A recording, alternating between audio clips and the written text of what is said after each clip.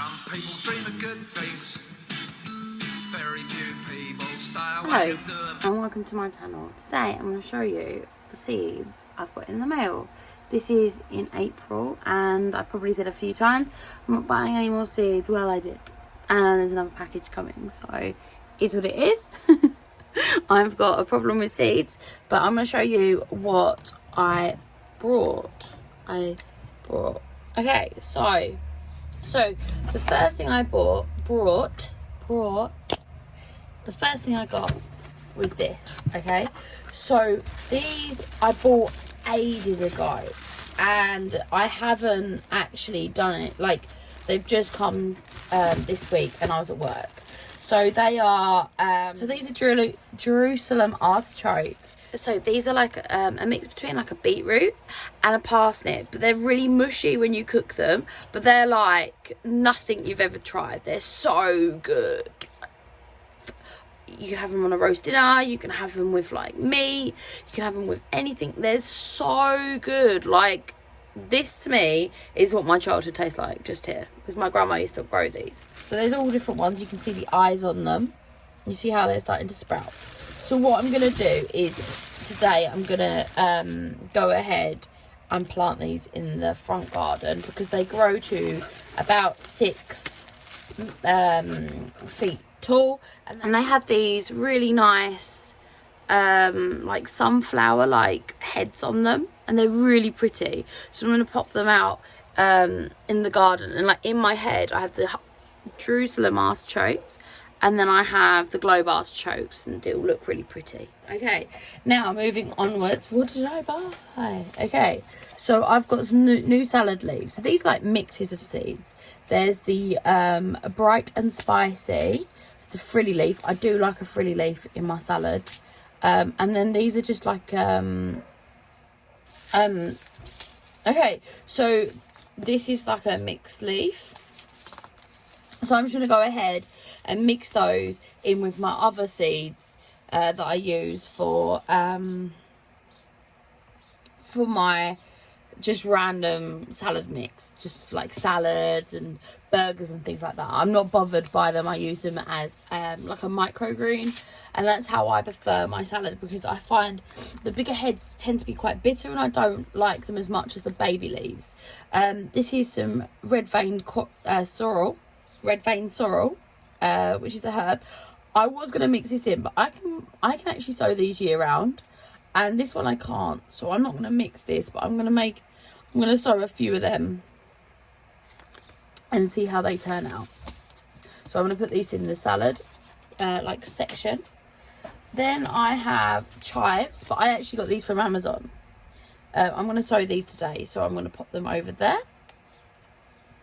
These are Brussels sprout. They're actually an F1 hybrid called Tough. I'm going to pronounce this wrong, so I'll put it up. Tuffolija? I don't know. It's an F1 hybrid. So I'm going to sow these today. They are a cucumber that you can use as a gherkin called pickle bush. So I'm quite interested in how this is going to work out. These are another one I'm going to sow today. Yeah, so I need to sow that today too. Because if the Brussels sprouts aren't... we just need loads of Brussels sprouts. My daughter goes through them like anyone's business. Okay, so now, to join my carrot collection, I have little chantenay carrots that have a red core. They're called chantenay red core carrots. I've got 500 of those. I've got some carrots called Purple Sun, and I got some carrots called Yellowstone. So I like quite a mix of carrots because I think that they look nicer, and all the different colours of carrots, they give you like different vitamins and minerals, which are really important. So I'm going to sow them today. Okay, so then I've got some climbing beans. I've got painted lady, which is a runner bean that we call them in UK. I think Americans call them pole beans, but I could be wrong. This is a painting lady. I love runner beans. I grew up eating runner beans. I love them, and I want to have enough so that I can have a freezer full. These are a French climbing bean, which is a pole bean again, and they're called Cobra.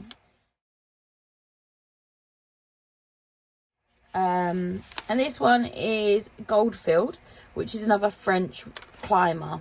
I didn't do any French climbers last year. I did a lot of the runner beans, so I want some variety in there. Okay, then I have another dwarf one called Purple TP.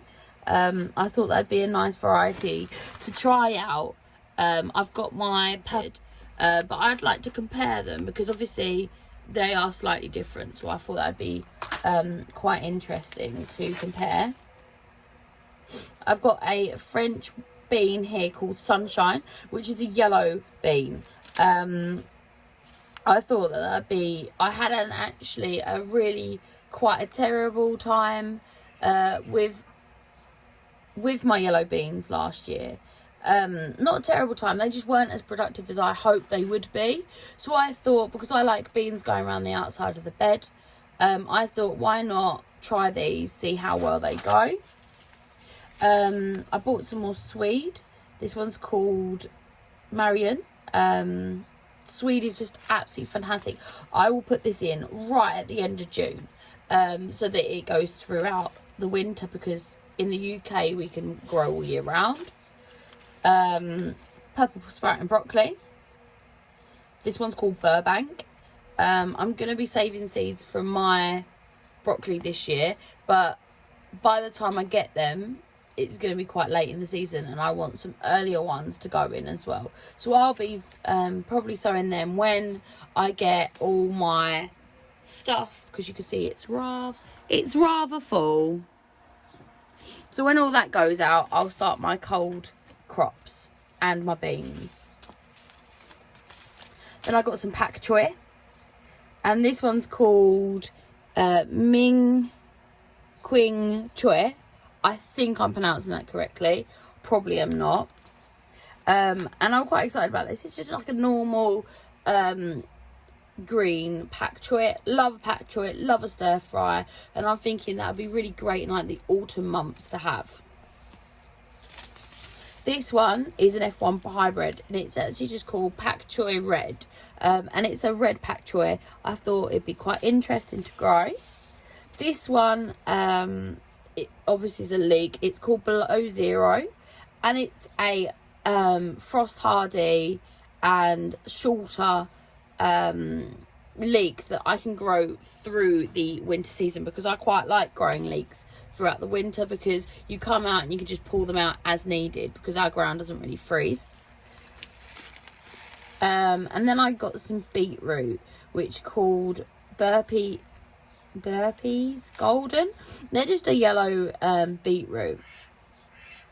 Like, I thought that they were F1 hybrid, but they're not. So now you're on to the Pea Stash.